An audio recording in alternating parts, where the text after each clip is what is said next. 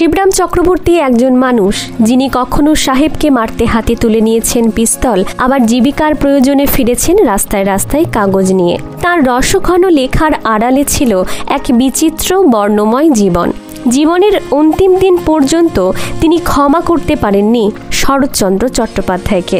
অথচ এমন এক সময় ছিল যখন শরৎচন্দ্র চট্টোপাধ্যায় ছিলেন তার আরাধ্য পুরুষ, ঈশ্বরতুল্য শ্রদ্ধেয়। নিজের লেখা এক বইয়ের পাণ্ডুলিপি নিয়ে গিয়েছিলেন সেই শরৎচন্দ্রের কাছেই। প্রত্যাশা ছিল ভূমিকার শুরুতে যদি তিনি দু চারটি লাইন লিখে দেন তাহলে হয়তো কোনো প্রকাশক বইটি ছাপাতে এগিয়ে আসবে। শরৎচন্দ্র লিখেও দিয়েছিলেন, কিন্তু এক ঘটনা সেই ভক্তিভাবনার ভিত ভেঙে দেয়। সম্পর্কের সৌধে ফাটল ধরে। দেনা পাওনা উপন্যাস অবলম্বনে নাট্যরূপ দিয়েছিলেন শিবরাম চক্রবর্তী। নাটকের নাম দিয়েছিলেন ষোড়শী। এ কথা সর্বজন বিদিত, এমনকি স্বয়ং লেখকও সে সম্পর্কে অবহিত ছিলেন। কিন্তু যখন সেই নাটক প্রকাশিত হলো ভারতী পত্রিকায়, দেখা গেল নাট্যকার হিসেবে উল্লেখ করা হয়েছে শরৎচন্দ্রের নাম, শিবরাম চক্রবর্তীর নয়। সম্পাদক বুঝিয়ে বলেছিলেন শরৎচন্দ্র চট্টোপাধ্যায়ের নাম ছাপলে পত্রিকা বিক্রি বেশি হবে।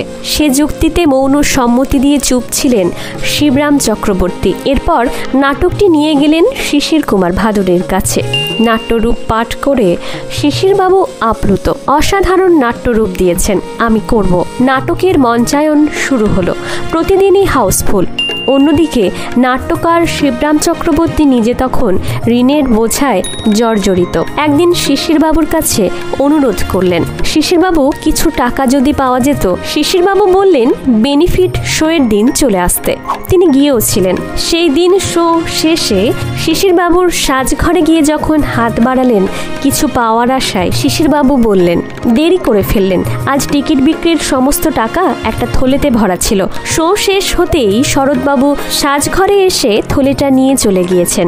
আত্মবিস্ময়ে থমকে যান শিবরাম চক্রবর্তী। প্রশ্ন করেন, সে কি, আপনি বললেন না আমার কথা? বলেছিলাম। শরৎবাবু উত্তরে আমায় বললেন, শিবরাম টাকা দিয়ে কি করবে? বিয়ে থা করেনি, কিচ্ছু না, ছেলেপুলে নেই, ঘর সংসার নেই, টাকার তার কিসের দরকার? আমি বললাম তবু কিছুদিন অনুগ্রহ করে, খুব খারাপ অবস্থায় রয়েছে ও, আজ আসবে ও কিছু টাকার আশায়। শুনে বললেন, এই বেনিফিট নাইটের বখরা ওকে দিতে যাব কেন?